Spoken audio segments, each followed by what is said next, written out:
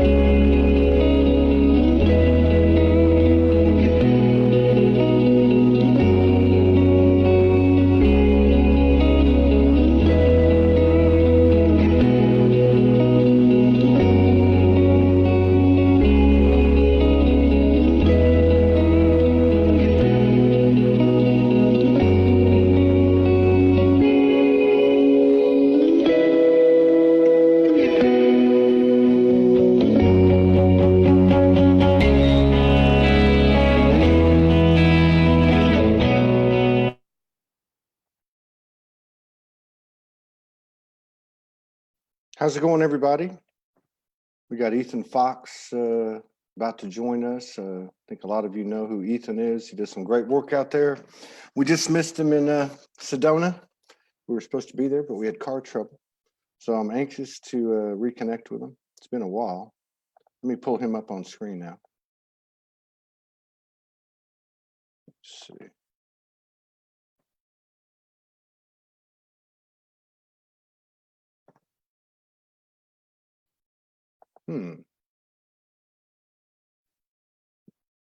Looks like he disappeared. Here he is. All right. Can you hear me, Ethan?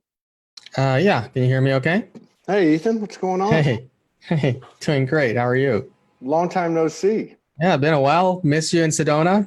Yeah, I know, man. We were so bummed out about that, but you know, everything is everything, right? There are no mistakes. So, but yeah, we were really excited to get the invitation, and then of course it didn't work out. But you were up there with Michaela, right? Michaela, yeah. Michaela, yeah, yeah. And you guys had what, like a 2 or 3 day event? Yeah, we were there. We had a 2-day event and stuck around for one more day after that. Were you able to get out and about over in Sedona?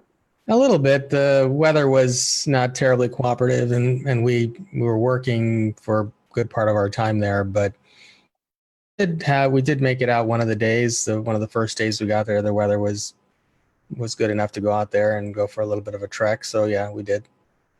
Yeah, that's a very special place. Have you gone there before? I mean, have you been there a few times?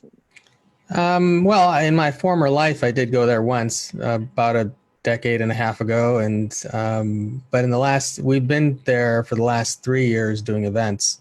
Oh wow! So yeah, we've been there a few times. Did you get a pretty good turnout? Yeah, pretty good. Yeah. Right on, right on. Yeah, I heard some good things about it from our friend Elena Starbuck. She's right. Very highly of you. So yeah, we haven't talked probably in about a year. I know you've been busy. I caught wind of you.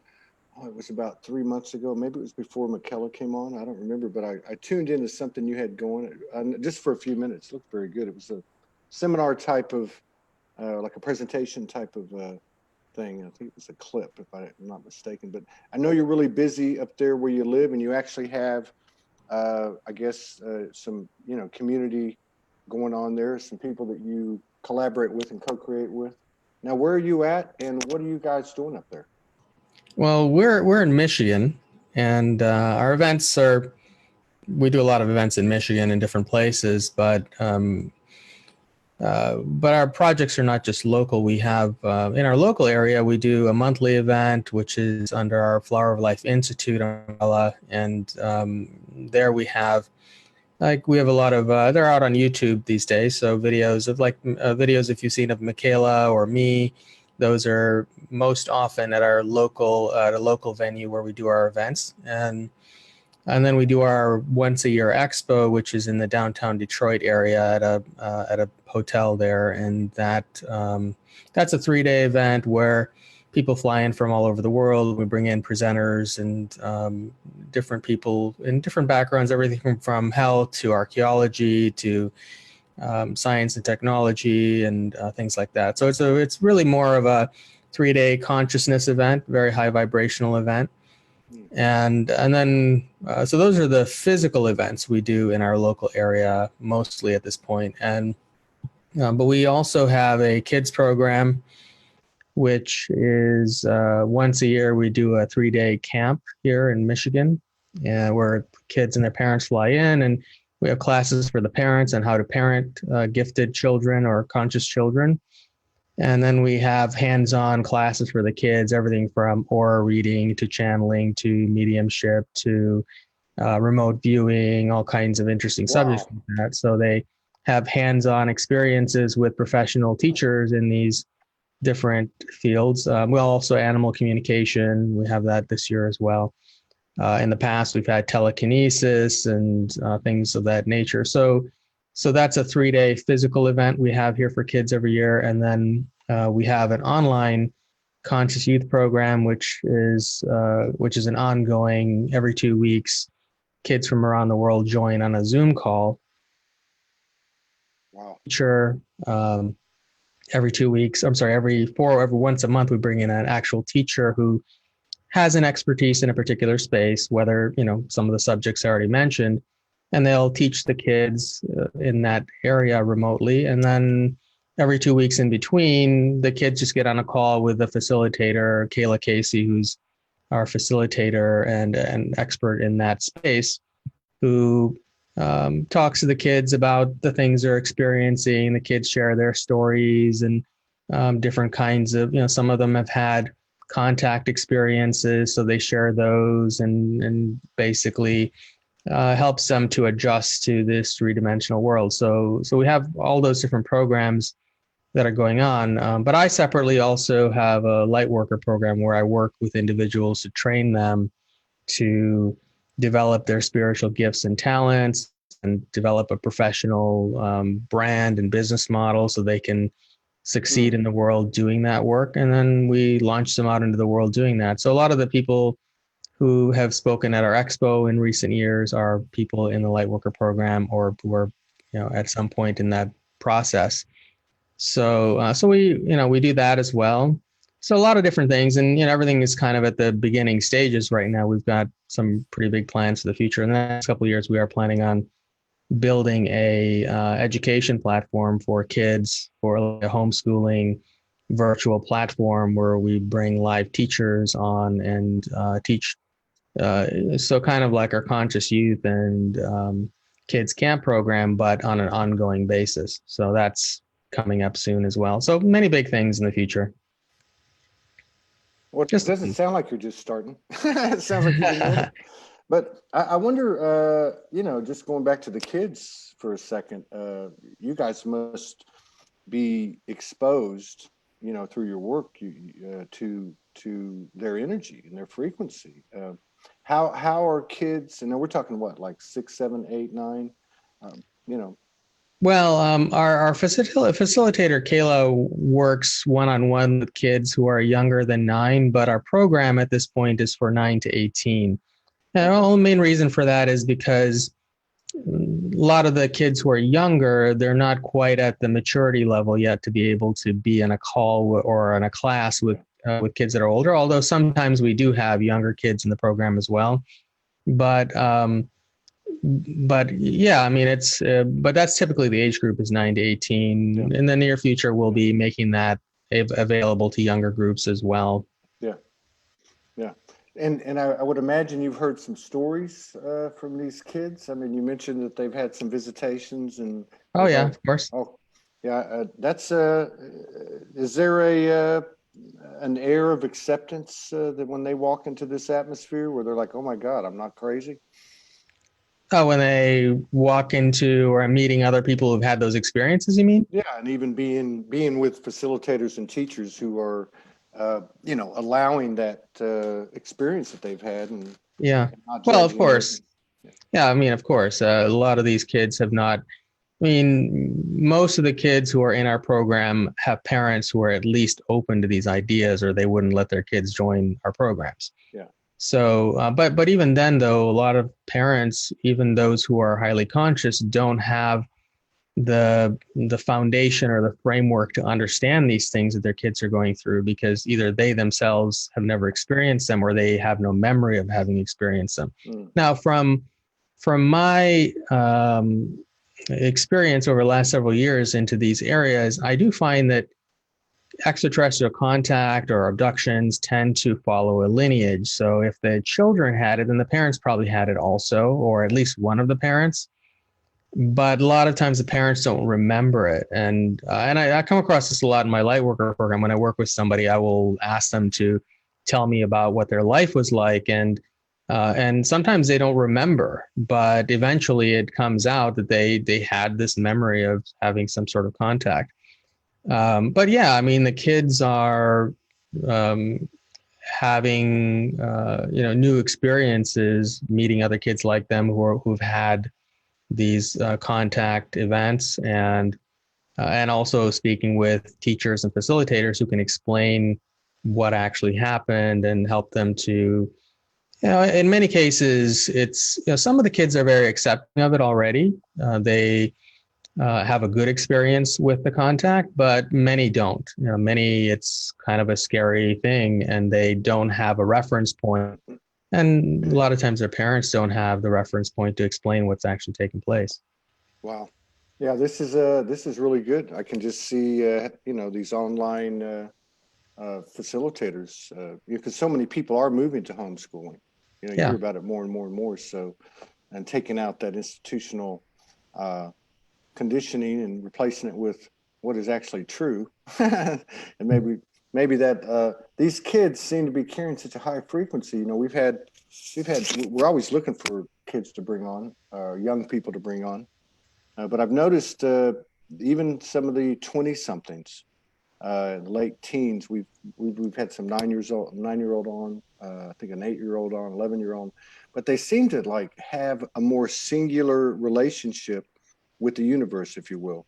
Where a lot of us, have connected with divine essences and galactics and angelics. They seem to have this thing where it just seems to be less complicated, less busy. Does that resonate or sound like anything you've run into with these kids? Well, I mean, I think children are no different from adults in that we're all human beings, and we've all been subject to different kinds of conditioning by our society, our parents, and television shows, things like that. So I find that every child that we've had to deal with has been different. I mean, sure, they're all highly conscious, but some have their traumas. Some come into this life with past life issues that they're still dealing with in this life. Underneath it all, yes, they all have purity of spirit and so on, but we have come across some. One of the things is, like, a lot of kids who are highly hypersensitive and energy sensitive and highly gifted, they have a really hard time in this world.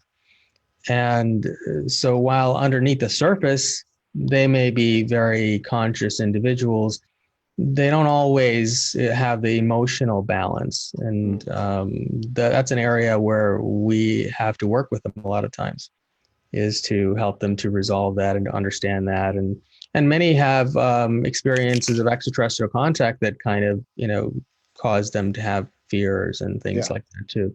So it varies. But I mean, sure, they're pure of heart. But, I find even adult human beings are very pure of heart and potential, although to a greater extent, adults who are adults today are not as conscious yet. But I do see that tipping the other way in the future. Because you've been observing this for quite some time. And I know we talked about a year ago. Sure. I mean, just in the past 12 months. Have you noticed an expanding acceleration as the months go by? Are you seeing that in your work and or in the collective? Well, yeah. I mean, just in lots of things that are happening globally, but certainly with the people I work with, on a typical week, I don't work directly with the kids so much these days. I oversee those programs and make sure they happen. But but there are facilitators in our organization who work with the kids primarily. So I'm not as intimately involved in those programs these days, but I mostly work with adults. And so in a given week, I speak with adults from all different backgrounds from all over the world, from, highly professional backgrounds to other backgrounds as well. And I see awakening happen. It's happening even in mainstream society and Hollywood. Yeah. And we are heading into a period in terms of universal cycles where there is going to be an accelerated awakening of consciousness in the future. And I think more and more people, I sort of describe it as popping popcorn in a popper. In the beginning, a few kernels pop and they're just randomly situated. And that's sort of what's happening right now. We're in the early stages of an awakening that's taking place globally, where all the little popcorns that are popping are isolated around the world, and popping randomly. But what happens as the heat builds up is more start to pop until everything pops in the whole thing, and they all pop at once. Well, we're not yet at that point where everything's popping at once, but we're at that early stage where there are individuals who are waking up all over the world, but they're still kind of isolated from each other. So one of the biggest issues I hear is people feel kind of alone in the world because once you go through an awakening experience, there's no one to share it with. There's no one in their existing community who can relate to that. Yeah, that's very true. In fact, there's no one that believes you. Right. Right. You see it all the time. That when they wake up, I was there too. And you want to tell everybody, and nobody listens to you. And then you realize you don't need to tell anybody. Now, you mentioned I want to go back to at some point Yeshua and Magdalene, because I know you have a special kindred relationship. But I want to go back to the ET thing and get your perspective. I'm curious because we hear so many different slants on it, and I know you've been at this for quite some time, because I remember our last conversation very clearly in regard to your own evolution. ETs, Star Family. What are visitations? What are abductions? What's their role in this awakening? Are they in the physicality? Are they strictly a other dimensional force? Well, that's an interesting question with a very big answer. Might take me a while because when I started this journey about 10 years ago, I wasn't really sure I believed in extraterrestrials. Personally, I was very on the fence about it, and I come from a very left brain intellectual sort of background, so I don't really have any beliefs about these sorts of things. So when I first started out, I started interviewing different people on my show. It was a podcast back then, and some of the first people I interviewed when I started doing a video show were people who were quote unquote experts in the extraterrestrial space. And I interviewed them, but I still wasn't sure at that time what to think of all of it. And so it's been a journey for me as well. And what's happened in recent years is I've worked with so many people and had so many different kinds of experiences and spoken with children and to where I formulated an opinion on that now. So your question, you jump in and interrupt me if I'm off track, but is extraterrestrial contact or abduction happening? Yes, definitely is happening, has been happening. And I think it's still happening because a lot of the kids we talk to these days are still having contact experiences. And a lot of the adults I work with have memory of contact experiences when they were younger, and even now are having experiences. So it's still going on. Now, as far as whether they're benevolent or malevolent, that varies from situation to situation, because just like there are human beings who are nice and human beings who are not so nice, it's no different with extraterrestrial consciousnesses and collectives. There are ones among them who have certain intentions and others who have other intentions. Some who are highly conscious, who only intend for the best for human beings and are in support of us. And then there are others who are not so much. So I think experiences vary among people. I think on the whole, though, I think they're positive. Mm. But I think in every case, also, we come into this world with an agreement to have certain sorts of things, interactions. And many times, when a person has had an ongoing extraterrestrial or extra dimensional contact from childhood on or so on, it's usually something that they agreed to have in order to be a part of this change in consciousness that's taking place in the world.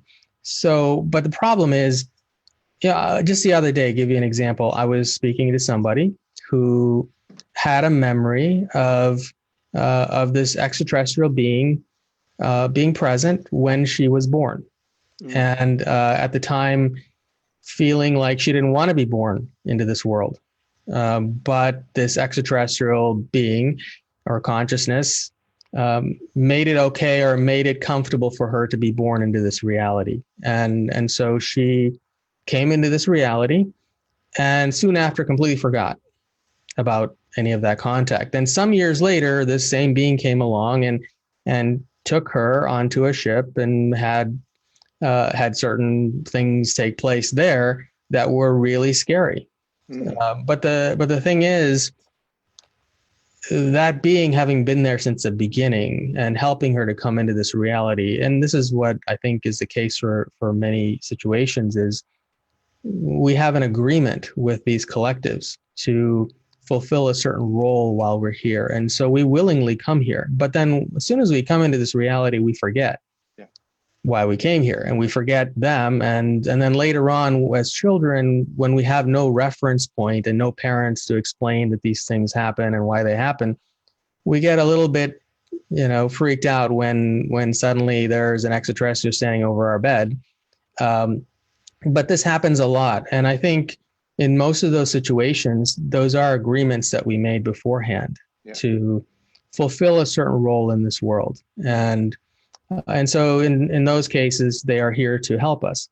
Now, your other question, are they walking among us or not? Well, I think there are a couple of things to consider there. One, the very high vibration or high consciousness extraterrestrial beings are of such a high dimension that they can't physically manifest here yet. So it's not a matter of them being here. It is they can't yet. They could be walking right in front of us and we wouldn't see them because they can't take on physical form in this dimension without lowering their vibration. And so one thing has to happen. The Earth's vibration has to accelerate to meet them. And when that happens, they will be among us. That's going to take a little time. Interim, what is happening, though, is, and this is part of what some of the hybridization programs are about, is to create a hybrid being that is human enough that can exist and walk in this dimension, but also be much more extraterrestrial genetics than the average person. And I have met some of those people. I have worked with some of those people. They have a memory of even being left here from a ship as children and have contact on a regular basis. So that those types of beings are here, but they are not the full extraterrestrial beings that we picture and that we, people have seen in their visions. Those beings can't quite be here yet, but they will eventually. So it's just a matter of us catching up to that dimension. Good stuff.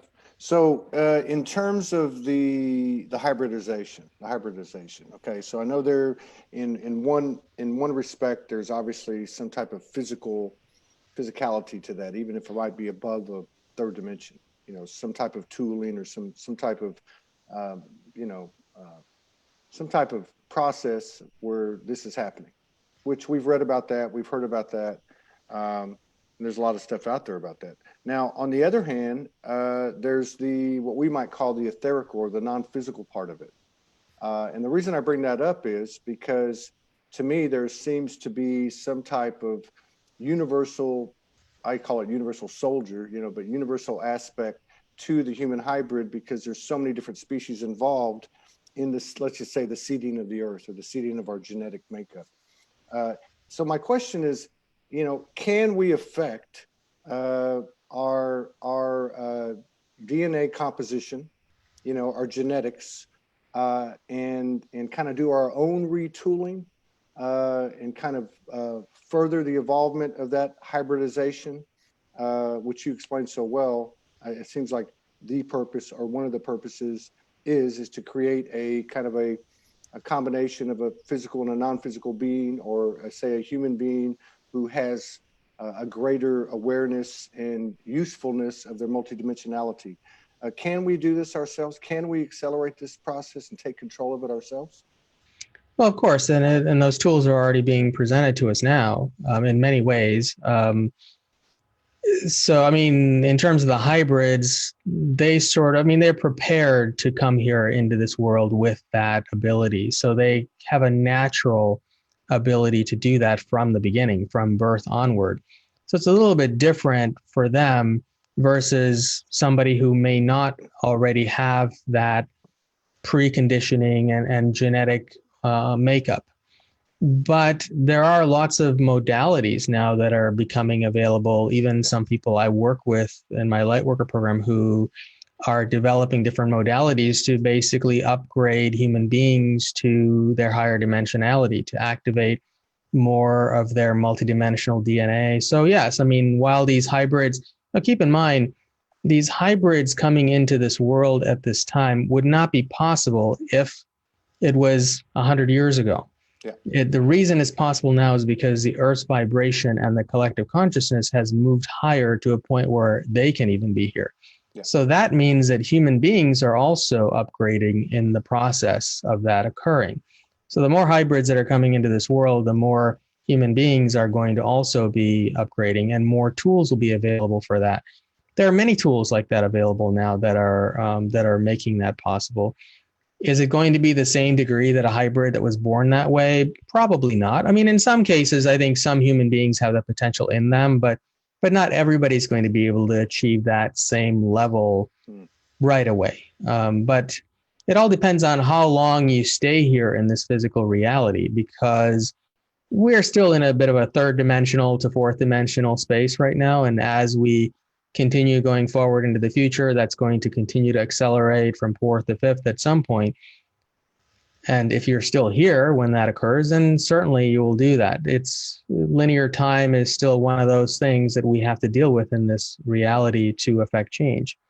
But the simple answer to your question is yes, it's possible. It's not equally realistic for every person, I don't think, but it is possible to do that. Yes. Okay. Sounds good. Now you talked about soul contracts. Well, you talked about soul contracts earlier, and if we look at it in a general sense, and we've seen stuff written and talked about in that regard for quite a while. Now, I like the way you talk about the star family, the ET involvement, in that these soul contracts, and I'm just trying to frame this up. I'm not saying this is gospel, but in these soul contracts, you have a general contract. Let's just say I have a contract with the universe. And this is what I want to do with myself. I'm going to go into this incarnation. It sounds like there's a lot of soul contracts within the framework of the general contract, and they're not just human beings. Yes. So your question is that so? Yes. Yeah. Yeah. I mean, no experience. I mean, ultimately, you are here having an experience with yourself, but yes, there are always souls that are interconnected in that experience. And if you come into this world in a physical body, not only is your experience impacted by what you're going through in life, but you also, with the case of most human beings, there are exceptions, and there are some who work through this, but you also have your ancestral lineage that is often embedded within your DNA as well. So it's not just soul contracts you have with the people who are physically in your life in that moment.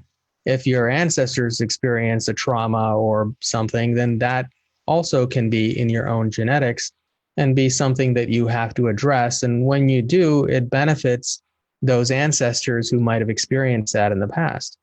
So yeah, all human experience is personal, but it's also interconnected with all other human beings who interact with you on that journey. But ultimately, anything that you're experiencing externally, whether it be from another person or just from being in the world, is something that is already in your vibration. It's something that you brought into this reality in order to experience. So we can't blame other people or the world for being how it is, because it's actually within us. If we change that, then the external reality and the people in that reality will change with it. That's where I was going to go with it. So I think of like a volleyball game. You know, you have the setup person and the other guy comes in and spikes it. So it almost sounds like the contractual part of this is a setup. And because understanding that by some prearrangement, it's going to present itself at the right time in your life experience. But on the other side of it, there's the magnetization part of our experience, which we start to understand that I'm seeing this over and over and over again because it's something in me that's bringing it to me. And then, as you were just saying a second ago, we can then align or heal ancestral lines, heal ourselves forward, backwards, whatever, by becoming conscious of, I guess, in a way, and maybe you can elaborate on this, in how we want to have our experience, or where we want to go, or how far we want to expand.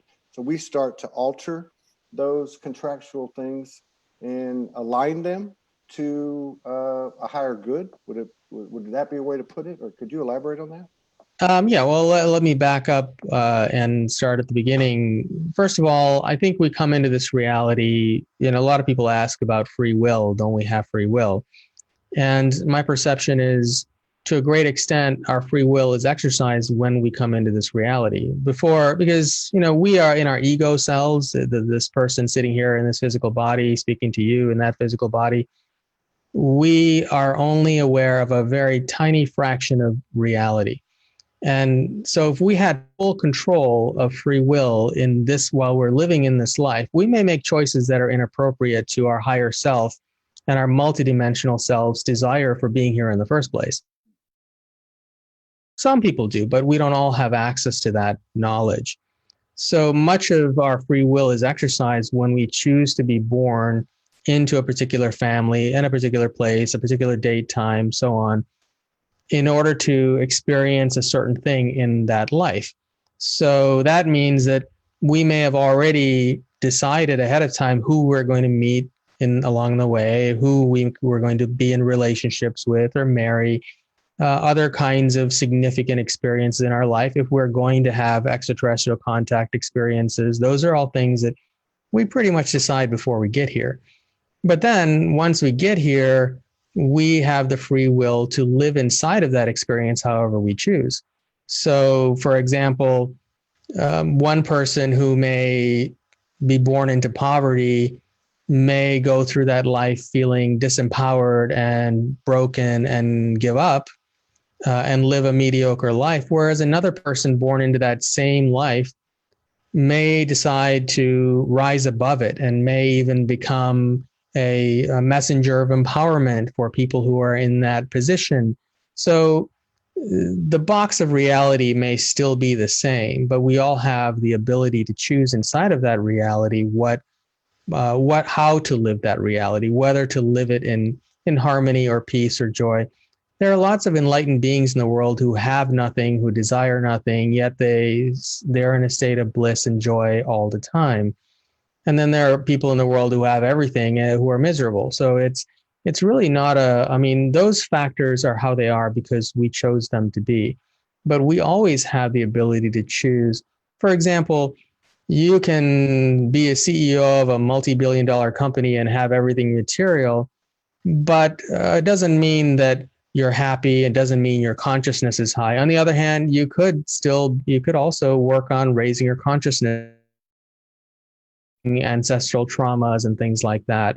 So the CEO, but the way of being, the consciousness, the working on oneself, to dedicating one's life to the betterment of society in some way, those are things that we can all choose to change on the path. So I don't know if I got off track of your question, but No, you're right. You're right on it. You're right on it. Exactly. We had a question from the Zoom room, Lynn Harmon. Thank you for the question. She said she was referring to what you were talking about earlier, the Earth's vibration. She says the Schumann resonance today has been as high as 158 hertz! Exclamation point. Base resonance is 7.83. This is the highest level recorded in the past 2 years. Can either of you comment on the significance of this? I think you'd be better suited than I would. Well, I mean, that's I have seen those charts out there, and I mean, it's just showing the time that we're in, where we're seeing, I showed this video recently. If you look online, you can see these videos of how sound affects, how the vibration of sound affects patterns in sand. Cymatics, are you familiar with cymatics? Okay. Yes. So if you vibrate a plate with sand on it and you increase the frequency of the sound, as you increase the frequency, the complexity of the patterns in the sand increases. But more importantly, as the complexity increases, more surface area of the sand is revealed. So at the lower frequencies, the patterns are much simpler. At the higher frequencies, they're much more complex. So there's much more sand that's exposed, right? Well, what's happening there is as we increase in frequency, so the Schumann resonance is just one indication of this increase in frequency that's taking place. So as we increase that frequency and that pattern in the sand becomes more complex, there's more information being available. So what is happening is more and more information is being made available from, you might say, source or multidimensional consciousness to the third dimensional reality. Now, how that's going to manifest is going to be different for each person because we're all at different levels of consciousness. But this information is becoming more available to all of us at the same time. So one person might use that information and build a self-driving electric car. Another person might use that information and elevate in consciousness and discover a new healing modality that helps human beings to awaken more of their multidimensional genetics. Even people who may not have the best intentions, like the military, will have access to this information. So what I'm referring to is information that is coming from source, that's coming from a multidimensional source that is going to inspire people to do new things that were not possible before. So as we see this increase in Schumann resonance into the future, we're going to be emerging into a society that is much more advanced than what we are living in today. But in all respects, and this is why a lot of people are afraid of artificial intelligence and all these kind of things, but it's an inevitability of this raise in vibration, because that raise in vibration will naturally give us more knowledge in order to create all kinds of things. Yeah. Yeah, it reminds me of, when they talk about the development of a human being and how much information, let's say a 2-year-old, 3-year-old, 4-year-old's taken in. And then as each year goes by, although it's still a big number to a 57-year-old, it continues to go on and starts to dip at around 18 or 20 or whatever. But over the last few years, obviously the information is coming in at a wider expanse and it's coming in at a faster and faster rate. And one of the things I've noticed, which I think this is really with that example you gave of the sand and the frequency, is that even though there's more streams playing out there, we seem to be able to have more clarity at the same time. It almost doesn't make sense because you have more information, it's coming in faster, yet you're able to actually see things more clearly. And obviously this is beyond where we've come from in terms of how do you explain that?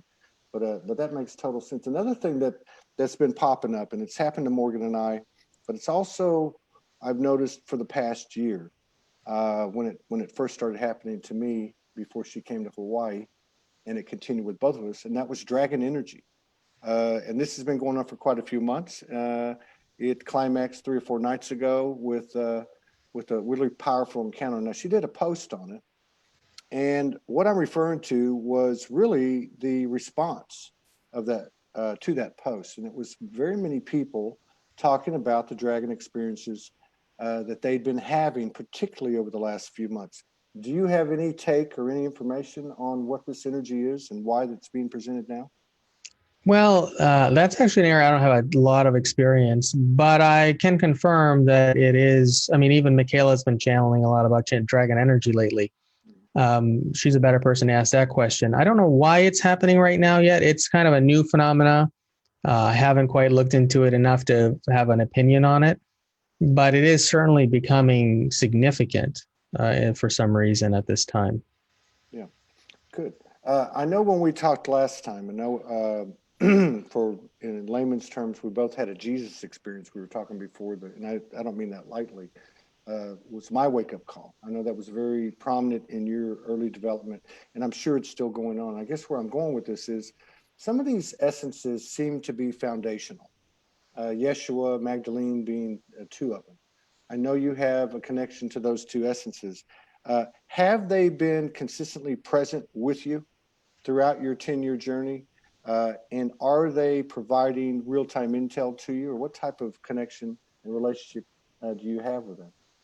Well, they've been with me since life, but I work with a lot of very gifted, talented people, and what I always say is everyone has their own superpowers, and they're unique to each person. So for me, because of what I do and the areas where I focus, I have certain strengths and abilities, but the areas I don't have are I'm not clairvoyant or clairaudient or anything like that. I'm not really a gifted channel.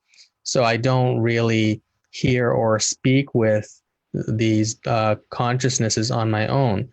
That having been said, though, because I'm surrounded by so many people who are extraordinary in those areas, I can just go to them and they will often see these beings around me or can channel them and tell me what's going on. So a lot of my, I only became aware of this over the last several years, that these beings, or, like Jesus, Magdalene, and many others have been working with me and been with me for a long time, and my past life lineage with them. But that came through primarily Michaela Sheldon, having her channel for me those questions early on when I first started this journey. So now when I do my events, my consciousness events here and virtually, they will, or Michaela and Barb, who's an aura reader. I don't know if you've ever seen her on our videos, but she's a very gifted aura reader. And they will often see these beings in the room with me. And one in particular that they always see is this very tall, bearded man who seems to always be with me. Even if I'm just sitting in my office working, he's standing there with me. And they'll often see him. And we have channeled and I've spoken with him before. And he's not, I'm a little, it's been a while since I've actually gone back and channeled on these questions. It may surprise you that even with all of these talented people around me these days, I'm really busy. So I don't really make the time to do these things, although I have curiosity about them. What came about in the beginning was he introduced himself as Muhammad, not the religious figure Muhammad, but somebody who has been a teacher to me in many lifetimes. And he said that he is on this physical side with me in spirit form to help me to do the work that I do and to facilitate the consciousness work that I do. And on the other side is a 13th dimensional collective of many beings. And in that collective, Jesus, Mary Magdalene, and many others are there. So he's one figure who seems to be somebody who walks with me in this life. Yeah. Whereas Jesus and Mary Magdalene, they don't walk with me, but they are present. They are assisting throughout. And yeah, I mean, there have been times when I have spoken with both of them, and Mary Magdalene has shared the past life experiences that we've had, and so on.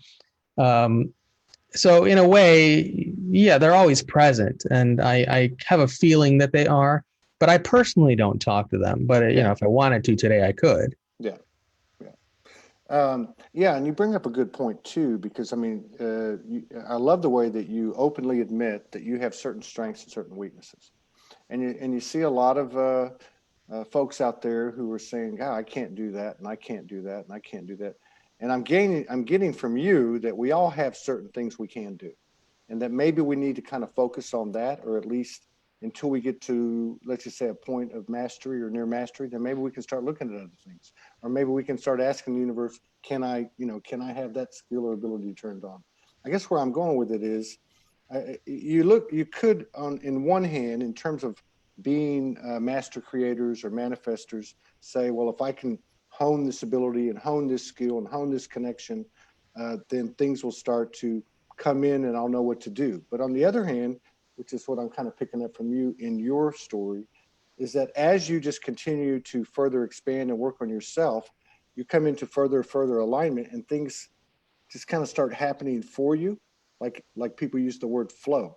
Does any of that resonate with you? Yeah, and this is an area where I have kind of a specialization, you might say, because this is exactly what I do with a lot of light workers, is to figure that out. And what I find is, the human ego wants certain things, and because we're in a certain mainstream society, a lot of people want the same things. Many people in mainstream society, they want to be a millionaire, or they want to have fancy car, or they want to have certain kinds of things. But do you really want those things, or are those things that maybe you were conditioned to think you want, and so you grew up wanting those things? To that extent, I think a lot of people are trying to be like everybody else, when we're all unique expressions of consciousness. You look completely different from me, and I look completely different from the next person. So as uniquely as we look, our multidimensional selves are even more unique. So if you look at it from that perspective, I can't really be you. I mean, certainly maybe with a lot of plastic surgery, I could fake it, but I'm not here to be you. I'm a unique expression of consciousness. Therefore, that means I must be here for some special purpose that only I can do. The problem is most people are trying too hard to be like everybody else. And so there are only a handful of people in the world who are really extraordinary in their whatever it is they do in the world, because they're the ones who either accidentally came upon it or intentionally discovered it and pursued that path. If you find that, then you're going to be really good at it. Because of the work that I do, and this may not make sense, but I can't do those other things. Because if I had the kind of abilities that some of the other people around me have, it would prevent me from having the ability that I do have. So there's certain things that are trade-offs, and it's not really a trade-off in a negative way, but it's more that we're all here to do special things. And but what you're saying is true. If you get into alignment, there's a difference between intending to create something and getting into alignment with what you're here to create. If you get into alignment, then there's no resistance, and in that space, what you're here to do will just naturally come out of you, and everything will work out, things will unfold, the path will clear. If you're hitting a lot of walls along the way, you're probably doing something that isn't the right thing for you at this time. Maybe it will be in the future, but certainly not at this time. So I would suggest, but I would say though, that in every case, when I talk to people, it's almost like their souls have been kind of guiding them to head in the right direction all along, because people just kind of subtly touch on those areas, but most of the time they touch on those areas and they go in another direction. And eventually many people do come back around to doing what they were always called to do. The best advice I can give, and this is what I actually make people do, is really, it's not a matter of learning a new talent or developing a new talent, like what you're saying people are trying to do. It's more about removing everything that isn't you, that was never you. When you do that, underneath that is going to remain what is really you. And that is the one extraordinary thing that only you're here to do. And that you're uniquely gifted to do. And in every case, when I do that with somebody, we end up with something extraordinary that they're very good at. Yeah. And I think everybody knows that, I'm a big believer in the human, the hashtag, the human is the hero, I am soul. One of the things that comes across with talking to you too, the comment you made earlier about, you've got all these extraordinary people around you that pull in all this information. And I know you yourself are connected in your own way, as you described so well, that we all are. And you said, even if I wanted to, I don't have time because I'm very busy, which for me, I got, you know what? I mean, he's being that divine human. He's being that multidimensional human. But first and foremost, he's focused on what he sees as his purpose or purposes and missions. And it seems like a very present, being present, having presence in the present type of day-to-day, moment-by-moment existence. Does that describe where you're at in your life now? I mean, I know you've been subjected to or a part of a lot of high vibrational things. Do you kind of clear that out of the way, just go about your business? I think that may be partly due to the high vibrational nature of what I do and who I am, but it's also probably partly due to life conditioning. I mean, to be fair, I've been in a lot of high pressure situations throughout my life in business and entrepreneurship and lots of ups and downs in life. And it's sort of taught me to maintain a certain focus and balance. So, but also I've meditated for about 30 years. So it's a combination of things that keeps me focused and going in the direction that I need to go. So I'm actually pretty good at eliminating all of the unnecessary distractions to what I need to do. And I let other people handle those things because I know my role in the bigger picture. And I don't want to waste a lot of energy going in 30 different directions on things that other people are better at doing than I am. Yeah. So some of that comes from my own personal training, life training, and some of that comes from just being in this state of more calm presence. I mean, these days, I deal with a lot of, difficult situations and pressure and challenges, yet it doesn't really throw me off very much. Not to say that I never have moments, but on the whole, I don't get attached to negative emotions or things like that. Things flow through and they may at worst last a day or two and then they're gone, but and most often not even that. So it's sort of a blend of life experience and consciousness, I think, that's made that possible. I can't see you getting knocked off your square, but what happens when you do? Do you ever punch a pillow or kick a... Oh, no, that doesn't happen. I mean, no, it doesn't. That sort of thing doesn't happen. But I mean, knocked off my balance might just be I'm a little less focused for a couple of days, or I may feel more of an intense emotion of some sort or another. We're all human. So we're here in this reality. We experience emotions. There's nothing wrong with that. The problem with emotions comes when we get overly attached to an emotional state and it drags on for 20 years. So nothing like that ever happens. In fact, I mean, I go into situations where everything could go wrong and I can stay completely stable throughout the whole thing. So it's just, you're never going to see me punching pillows or anything like that. I was kidding. But I get what you're saying. It is what it is, and it's always going to be okay. Yeah. Yeah. And, I had another one for you. I can't remember now. You're going to have to start talking. No, what were we just talking about? Oh, I was going to ask you this. Is there, and I love what you said about emotions, because we have to honor, and I get what you're saying about, being attached or allowing them to control, giving power over to them. Let's put it that way. But is there a connection between emotion and manifestation? I mean, in other words, there's a certain equation for manifesting or creating.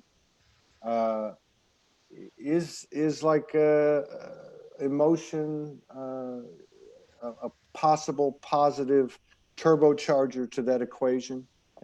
Absolutely. But it's what you're asking is a complicated answer, because first we have to back up and look at why people are trying to manifest in the first place. Because, a lot of people back in the day when The Secret was freshly out into the world, I got interested in it, and I actually chased down all the teachers who were featured on The Secret and studied under them, and had some of them coach me because I was really trying to understand this whole idea of manifestation.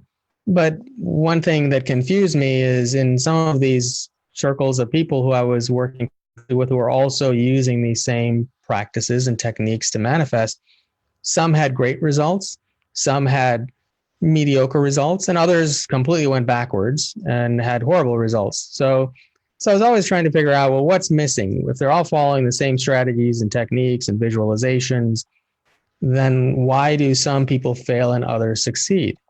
And I think that goes to the core of why people are trying to manifest in the first place. Most people are trying to manifest while not in alignment. So back to our earlier conversation about being in alignment. When you're in alignment with something, there is non-resistance. So you don't need to try to manifest anything if you're in alignment, because the path that is for you will naturally manifest because you already created it. It's in your vibration. So any attempt to try to manifest with emotions or without something that is not meant for you in this path is not going to yield good results. But on the other hand, if you are in alignment and you use emotions to create, then it will work a lot better. But it's not really necessary to do that. It's really more getting out of your own way, exactly. Being in a state of non-resistance. Well, I just, I look back at my own journey, and I look back at, 2, 3, 4 years ago, and, being in the middle of nowhere and with a suitcase and doing the work, being focused on that, following the guidance, and having these emotional meetings with the universe saying, hey, I need some help, and they always worked. But I got to a point where I realized I didn't have to get angry. I didn't have to be as off balance. But was there, and it fascinates me, was there a way I could channel or transmute that emotion into my passion, I guess? And it's just something that I've been kicking around. I think manifestation is accompanied by emotion. So if you manifest something into your life that's positive and beneficial, or even negative, there's always emotion associated with it. So if you want to create something positive in your life, it's kind of putting the cart before the horse to say, if I put emotion into my manifestation intention, it's going to produce that thing in my reality. It's really more that they coexist. It's not a chicken or egg thing. It's the emotion exists with the manifestation. So if you have a negative emotion, it's going to also exist alongside of the manifestation. It's not one comes before the other. But if you, I can tell you a little personal story that might illustrate the point a little bit better, because about 9 years ago, I was living a different life, very mainstream life, was pretty successful at that time, had lots of money and things. And then my whole life fell apart. I had a relationship that collapsed. My business went under in the course of a year. And I was also ran a trading organization, decided I wasn't going to do that anymore. And I went from that state to about 4 years where I had virtually no money, to where my power was being shut off. My heat was being shut off. My internet got cut off. Welcome to the apocalypse. Yes. And even to where I had barely enough food, so I was selling furniture or whatever I could to get by. And I reached a certain point of surrender in that experience where I came to a decision that it would be okay if I lost everything. And I was preparing at that point to sell everything and to just go sit on a park bench and feed the pigeons and just be happy. And in that place of letting go of resistance, everything shifted the other way. to where things started improving and the path started unfolding. Now, even while in the midst of that period of having no financial resources at all, I decided to put on our very first conference. Signed a contract for this big conference hall in our downtown Detroit area. I had no money to do it, but I felt compelled to do it. This is where you're asking a question about emotion. When I was making that decision, I felt the energy in me to do it, the passion or whatever you want to call it. So that compelled me to do it, even though there was absolutely no rationality behind the decision. So I went ahead and did this, and I thought, well, if you build it, they will come. Well, they didn't really come. So the first expo lost a lot of money. I managed to pay for the expenses and borrowed money from people and whatever. Second conference we did was even worse. Even fewer people attended, and the hotel forgot to bill me. And otherwise it would have happened. So the hotel forgot to bill me, and the week after they sent me a bill for $30,000, which I did not have. And I put it off because I didn't have it. And soon after that, the hotel went out of business. They went bankrupt. So here we are on Expo number 8 now. And my point is that the universe supports the path that you're intended to do. Yeah. It doesn't necessarily mean all those years while I was praying for ticket sales or whatever to make these projects viable, that wasn't the right path. The path was those conferences were meant to happen. And I was meant to be a part of that, to create those things. But oftentimes we look at the money as being a restriction to doing something when we don't really know how the universe is going to orchestrate things to make them work in our life. But at first, we have to get out of our own way and get into a state of non-resistance in order to allow those things to occur. So that's why, all these years our conference exists and everything that we're doing exists because of those humble beginnings and where I had no resources to actually do anything. Yeah. So you may look at what I'm doing now and say, oh, you're doing a lot already. But it was, it was from that beginning. And I think everybody has that potential in them. Absolutely. Yeah. And I can relate to that. I mean, it's that if we're going to try to measure this newfound frequency and our efforts that we put behind it by the old standards, we're never going to do anything. And also I can relate to it because I realize, because I experience it every day. Abundance comes in many different forms. And I really like what you said about putting on those first 2 conferences, because you were supposed to do that. You were supposed to experience that. And the value of that is far greater than than the miracle that occurred for you. You know what I mean? I mean, it's totally understandable. I get it. It's fascinating. Where can we find you? What are you getting into? Is there anything that you're going to have, be putting on anything you want to tell us about before we head out? Well, we always have lots of stuff going on. So it's just a matter of what would interest your audience. We have our Awaken Empowered TV show, which is on YouTube.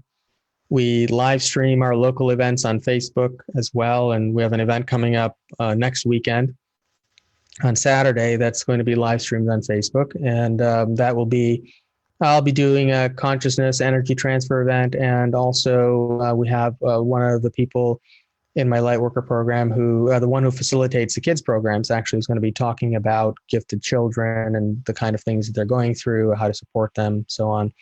So that's a brand new talk. And of course, our kids program, if anybody's interested, consciousyouth.org is where they can sign up their kids for the online program. And it's completely free every 2 weeks. And weekendwizardry.com is our kids day camp that we do once a year in Michigan. And awakenempoweredexpo.com is the expo website for our next expo, which is November of next year. Lots of other things, but those are just some areas where they can get in touch with us and see what we're up to. Right on. And if we're going to be heading to Florida in January, and I don't know where we're going after that. So if we happen to head north up to the Michigan area, we'll come look you guys up. Okay. Yeah. Look us up. Be a pleasure. I look further to future collaborations if all aligns. And best of luck to what you're doing, and all blessings to you and yours. And thank you for Thank coming you. in. Thanks for having me. Take care. Peace out, everybody. Thank you so much, Ethan.